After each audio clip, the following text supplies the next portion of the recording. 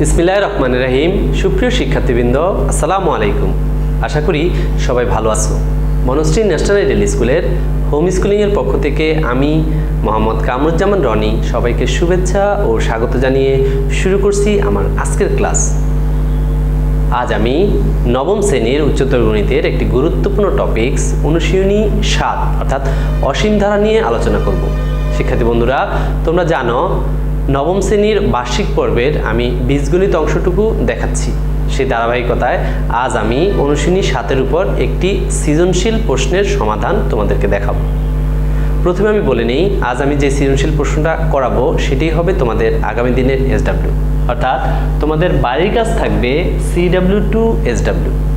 যেহেতু আজকে ক্লাস নং 35 অর্থাৎ এর আগে 34টি ক্লাস হয়েছে, সুতরাং তোমাদের SW নাম্বারও হবে 35।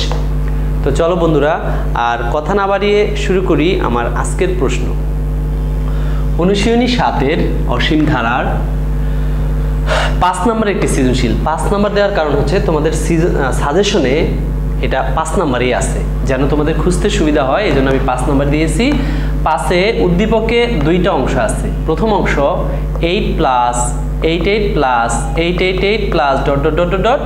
2 নংটা হচ্ছে 4/7 minus 5/7 square plus 4/7 cube minus 5/7 two the power 4 plus 4/7 two the power 5 minus 5/7 two the power 6 plus ... 2টা অসীম ধারা দেওয়া আছে। কয়ে বলছে 1 নং ধারাটির অসীমতক সমষ্টি আছে কিনা ব্যাখ্যা করো। তো বন্ধুরা চলো, প্রথমে আমরা কয়ের জন্য 1 নং ধারাটি দেওয়া আছে।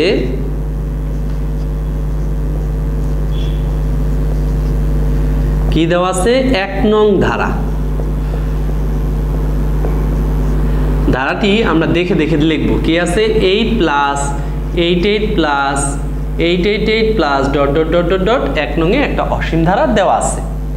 এখন এই ধারাটার অসীমতক সমষ্টি আছে কিনা তোমরা জানো এটা নির্ভর করছে সাধারণ অনুপাত r এর উপর।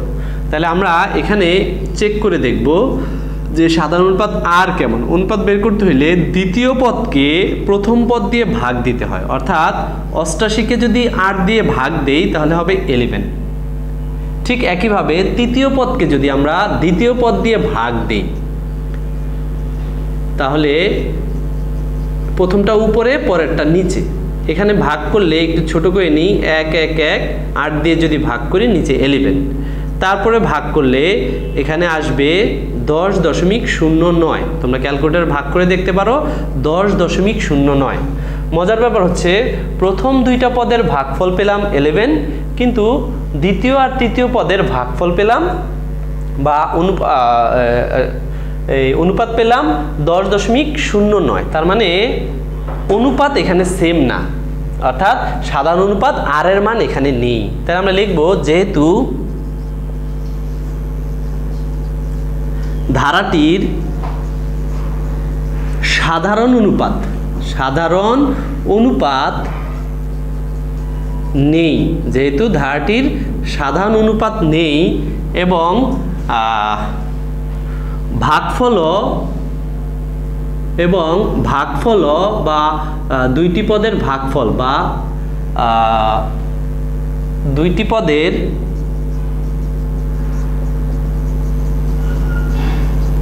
ভাগফল 1 অপেক্ষা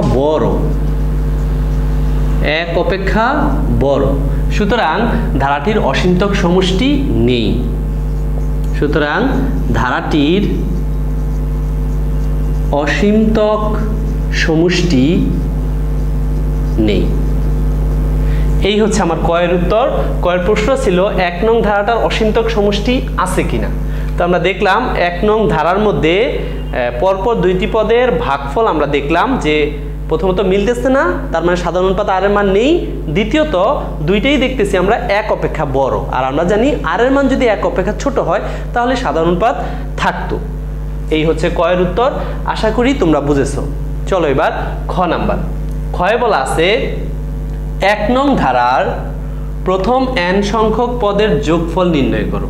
তো চলো ক্ষয়ের জন্য আমরা যেটা লিখব যে দেওয়া আছে 1 নং ধারা, দেখা দেখা লিখলাম ধারাটা, যেহেতু ধারাটা হচ্ছে একটা অসীম ধারা আর এখানে আমাকে প্রথম n সংখ্যক পদের যোগফল নির্ণয় করতে হবে, এজন্য আমি লিখব ধরি ধারাটির প্রথম n সংখ্যক পদের সমষ্টি Sn। আমি এটার প্রথম n সংখ্যক পদ ধরলাম, তাহলে 8 plus 88 plus 888 plus dot dot dot dot এরকম n তম পদ পর্যন্ত অসীমটাকে আমি সসীম বানালাম। এরপর সব জায়গা থেকে যদি আমি 8 কমন নিই 1 1 1 1 1 1 প্লাস ডট ডট ডট এভাবে আমি n তম পদ পর্যন্ত যেতে থাকব।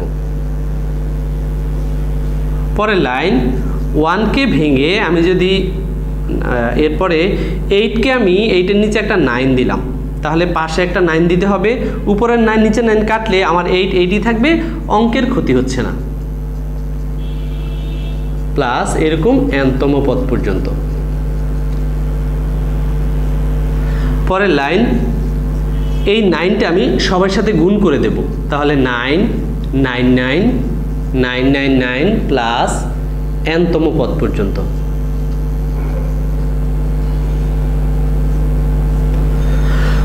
লক্ষ্য করো এই 9 কে ভেঙে আমি 10 - 1 লিখতে পারি। আমার 9 আসার কারণই হচ্ছে আমি এটাকে ভেঙে এভাবে 10 আকারে লিখতে পারবো। 99 কে ভেঙে 100 - 1 1000 - 1 plus dot dot dot dot এইভাবে n তম পদ পর্যন্ত চলতে থাকবে। পরের লাইন আমি একে 10 100 1000 এগুলোকে যদি আলাদা লিখি তাহলে এইটা একটা ধারা হবে কত পর্যন্ত, এরকম n তম পদ পর্যন্ত চলতে থাকবে।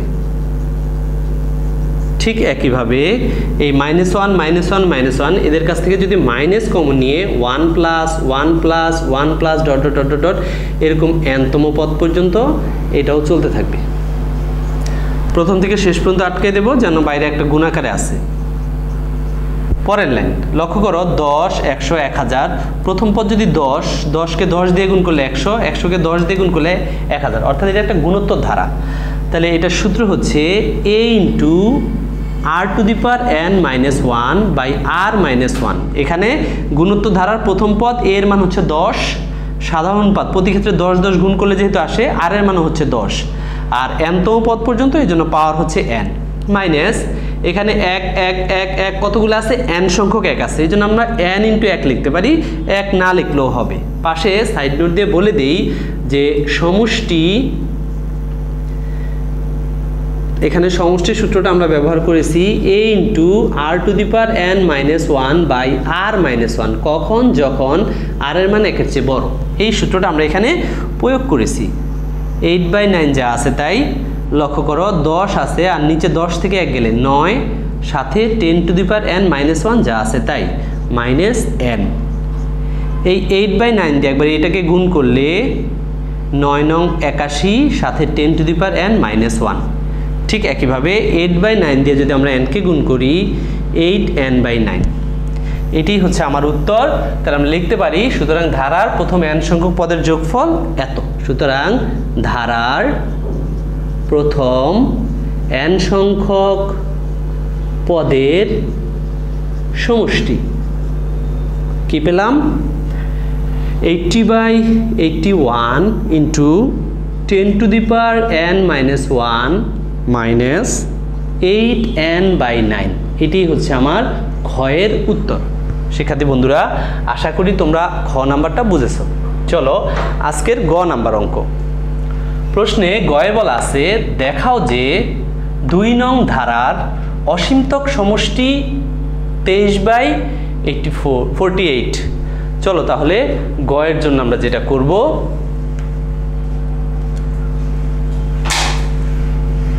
দেওয়া আছে দিয়ে লিখব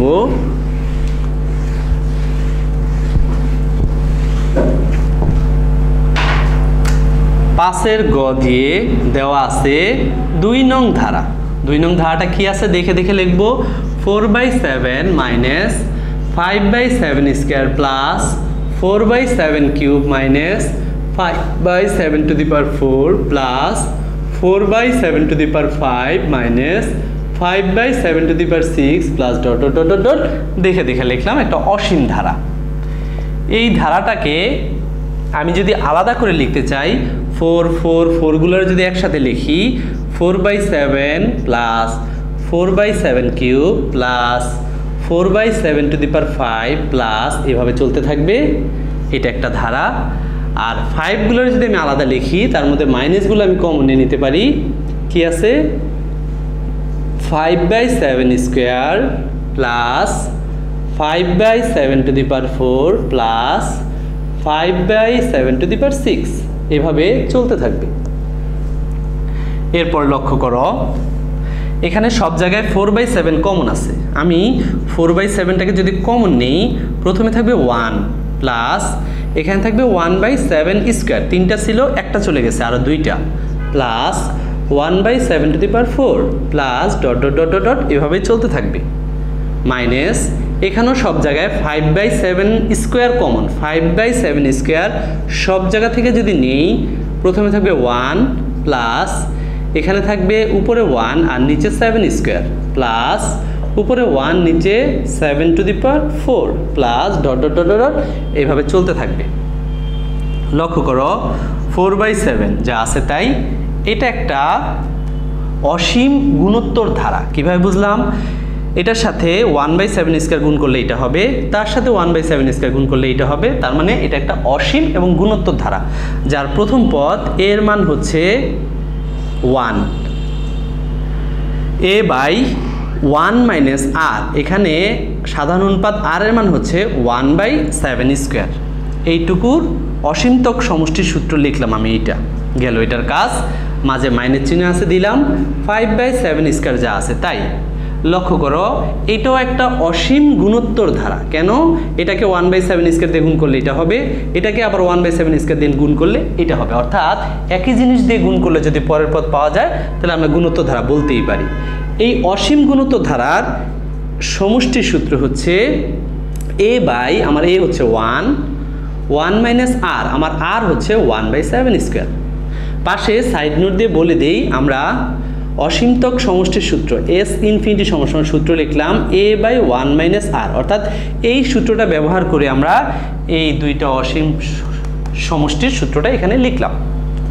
পরের লাইন, 4/7 যা আছে তাই, উপরে 1ও যা আছে তাই। নিচে যদি লসাগু করি, অর্থাৎ 7² হবে লসাগু 49, লসাগুকে হর দিয়ে ভাগ, লব দিয়ে গুণ, মাইনাস 5/7² যা আছে তাই। এখানেও যদি লসাগু করি, লসাগু হবে 7² অর্থাৎ 49, হর দিয়ে ভাগ, লব দিয়ে গুণ, 4/7। এরপর লক্ষ্য করো, উপরের এক যা আছে তাই লেখা, ভাগরে গুণ চিহ্ন দিয়া, নিচেরটা যদি উল্টায় দেই, 49 উপরে উঠে যাবে আর 49 থেকে 1 গেলে 48 নিচে চলে যাবে, মাইনাস 5/7² যা আছে তাই। এখানেও দেখো, উপরের 1 যা আছে তাই লিখে 1 না গুণ করলেও হয়, কিন্তু এইটা উল্টায় যাবে, 49টা উপরে চলে যাবে আর 49 থেকে 1 গেলে 48 নিচে নেমে যাবে। লক্ষ্য করো, 7 49-এর মধ্যে 7 বার যায়, 7 × 7 49, উপরে থাকে 28, নিচে 48, বিয়োগ এই পাশে এটাও 49, এটাও 49, কেটে যায়, থাকে 5/48।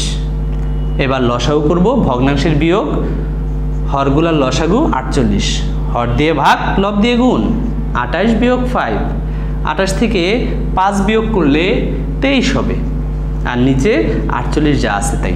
এইটাই আমার চাইছিল যে 2 নং ধারার অসীমতক সমষ্টি 23/48। তাহলে আমরা লিখে দেই, সুতরাং 2 নং ধারাটির অসীমতক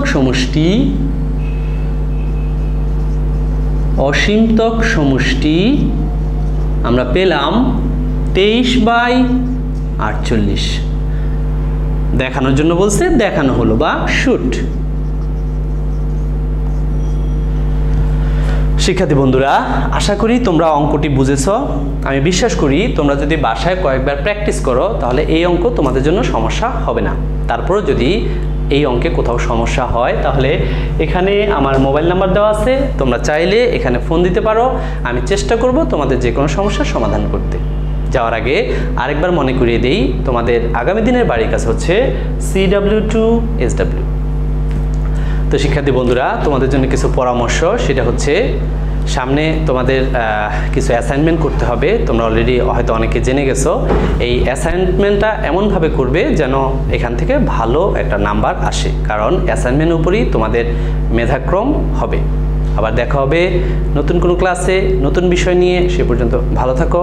আল্লাহ হাফেজ।